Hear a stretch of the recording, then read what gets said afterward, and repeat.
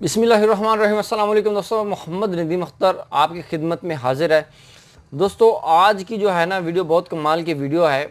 आज की वीडियो में हम बात करेंगे कि सिंगल फेस मोटरों की प्रोटेक्शन कैसे की जाए। जी दोस्तों, वीडियो स्टार्ट करने से पहले आप सब भाइयों से गुजारिश की जाती है कि अगर आप हमारे चैनल पर नए हैं तो आप हमारे चैनल नदीम शाहनवी इलेक्ट्रिकल ज़रूर सब्सक्राइब कर लें ताकि आपको एक नए आने वाली वीडियो का पता चल जाए, और साथ में बेल के आइकन पर ज़रूर क्लिक कर लें ताकि आपको ये भी पता चल जाए कि नदीम भाई ने आज ये वीडियो अपलोड किया। उस वीडियो को वॉच किया करें और दोस्तों के साथ शेयर करें। क्या करें, हमें ना यार कमेंट करके लाजमी बताया करें कि आपको हमारी वीडियो कैसी लगती है।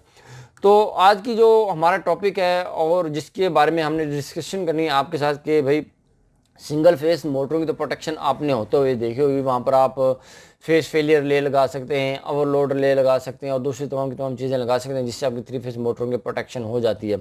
भाई सिंगल फेस मोटरों की प्रोटेक्शन कैसे की जाए? अक्सर हमें पता चलता है कि आपकी जो मोटर है जल गई। भाई मोटर जलने का कॉन्सेप्ट कभी भी आपके जहन में नहीं होना चाहिए और ये मोटर आपकी कभी भी नहीं जलनी चाहिए। मोटर क्यों जलती है? मोटर जलती है जी ओवरलोड होने की वजह से, आप ख्याल नहीं करते। मोटर जलती है जी वोल्टेज बहुत ज़्यादा हाई होने की वजह से, आप उसका भी ख्याल नहीं करते। मोटर जलती है वोल्टेज लो होने की वजह से, उसकी भी कोई प्रोटेक्शन नहीं है, ना हाई की प्रोटेक्शन है ना लो की प्रोटेक्शन है। मोटर जलती है जी बैरिंग जाम होने की वजह से, ठीक है ना। तो बैरिंग जाम होने का आपको ये पता तो चल जाता है, मगर हम जो है ना लापरवाह इंसान हैं, लापरवाही ज़्यादा करते हैं। जो आपकी तरह समझदार होता है ना वो जल्दी से चेंज कर लेता है बैरिंग। भाई मोटर आवाज़ कर रही है, इसका मोटर का है ना ज़ोर लग रहा है, तो क्यों ना बैरिंग टूट जाए, मोटर जाम हो जाए, मोटर सड़ जाए, इससे पहले हम है ना अपनी मोटर के बैरिंग चेंज करें तो बहुत अच्छी बात है जी। जल्दी जल्दी अपनी मोटर के बैरिंग चेंज करने चाहिए ताकि आपकी मोटर जलने से बच जाए।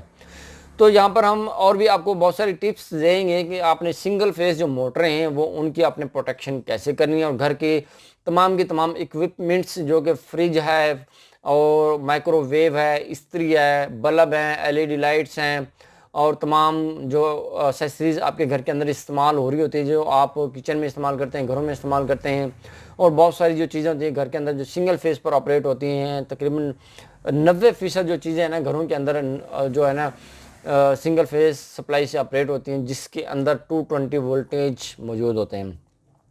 अच्छा, तो इसके अंदर आपने प्रोटेक्शन कैसे करनी है?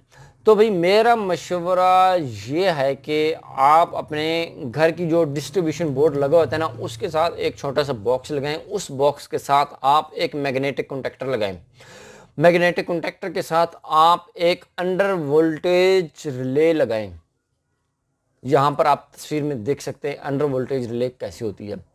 या फिर मार्केट के अंदर एक सर्किट मिलता है जिसे कहते हैं अंडर वोल्टेज और ओवर वोल्टेज प्रोटेक्शन सर्किट, जिसकी मदद से आपको प्रोटेक्शन मिल जाती है।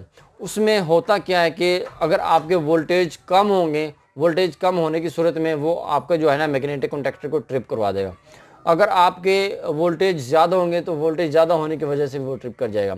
तो आपने क्या करना है, ये रिले है ना इसकी भी वीडियो हम बनाएंगे अपने चैनल के ऊपर ताकि इसकी सेटिंग कभी पता चल जाए। इसके अंदर है ना सेटिंग है लो वोल्टेज की है और हाई वोल्टेज की सेटिंग इसके अंदर मौजूद है।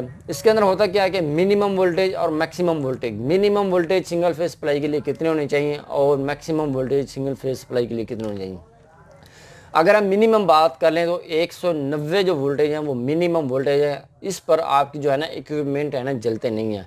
अगर हम मैक्सिमम की बात कर लें तो 260, जो 250 या 260 बहुत ज़्यादा वोल्टेज हो जाते हैं, ये मोटरें बर्दाश्त कर लेती हैं, मगर 250 से ज़्यादा वोल्टेज आपके नहीं होने चाहिए। तो इस रिले के अंदर 190 से 250 वोल्टेज तक की आप सेटिंग कर सकते हैं। या फिर एक इलेक्ट्रॉनिक सर्किट मिलता है मार्केट के अंदर से, वो आप वहाँ पर लगा ले। उसके अंदर भी की तमाम चीज़ें मौजूद होती हैं। उस पर भी हम एक वीडियो बनाएंगे ताकि आपको पता चल जाए कि ये सर्किट कैसे काम करता है। उसके अंदर आप मिनिमम वोल्टेज की सेटिंग कर सकते हैं, मैक्सिमम वोल्टेज की सेटिंग कर सकते हैं, और एक टाइम की ड्यूरेशन होती है। अगर 5 सेकंड, 10 सेकंड, 1 मिनट, अगर आपके जो वोल्टेज स्टेबल होते हैं 5 सेकंड के अंदर तो ठीक है, अदरवाइज़ वो आपके मैग्नेटिक कॉन्टेक्टर को ट्रिप करवा देगी, जिसमें आपके पूरे घर की सप्लाई बंद हो जाएगी और आपकी जो है ना मोटर चल रही है, इस्त्री चल रही है, या फिर पानी वाली मोटर चल रही है, माइक्रोवेव चल रहा है, कोई भी चीज़ चल रही है, तमाम चीज़ें प्रोटेक्ट हो जाएंगी और बंद हो जाएंगी।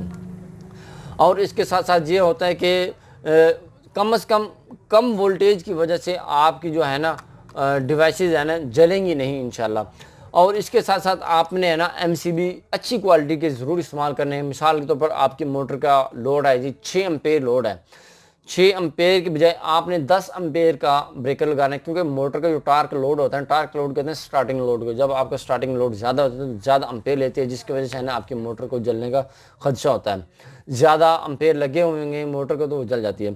तो आपने 10 एम्पेयर का ब्रेकर इस्तेमाल करना है 6 एम्पेयर की मोटर के लिए। अगर खुदा ना खासा वो जाम हो जाती है या पीछे से वोल्टेज कम आते हैं या ये रिले समटाइम काम करना छोड़ जाती है, तो आपको कैसे पता चलेगा? ब्रेकर जो लगा होगा वो आपकी मोटर की प्रोटेक्शन करेगा। जी दोस्तों, ये तमाम की तमाम जो थी प्रोटेक्शन, ये रिले, अंडर वोल्टेज रिले और इसके साथ साथ इलेक्ट्रॉनिक सर्किट भी आप इस्तेमाल कर सकते हैं, जिससे आपके अपने घर की वायरिंग महफूज हो सकती है। जी दोस्तों, इस वीडियो की आपको समझ आई है कि नहीं आई, आपने हमें कमेंट सेक्शन के अंदर आकर ज़रूर बताना है कि आपको हमारी इस वीडियो की कैसी समझ आई है।